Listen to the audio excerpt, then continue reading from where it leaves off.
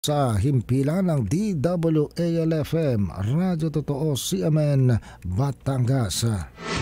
CNN Live Nation. Renz Belda, magandang araw sa iyo. Magandang umaga, Ariel. Magandang umaga, Pilipinas. Ginawa ng Resolution of Commendation ng Sangguniang Panglungsod ng Batangas sa mga miyembro ng Batangas City Delegation na nagwagi sa Sinagogang Regional Athletic Association Meet o RAAM 2025 na ginanap sa Rizal Province. Ito'y bilang pagkilala sa malaking karangalang hatid ng kanilang pagkakapanalo para sa lungsod.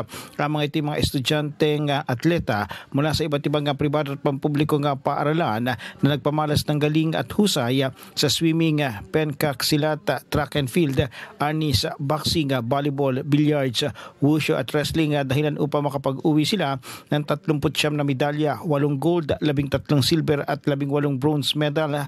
Ang naturang resolution ay akda ni Konsehala Ched Atienza. Mula sa DWALFM 95.9, ito si Renz Belda ng CMN Batangas, nag-uulat live para sa CMN Pilipinas. CNN Live Nationwide. Maraming salamat, Renz Belda, mula po naman sa DWALFM, Radyo Totoo, CMN, Batangas.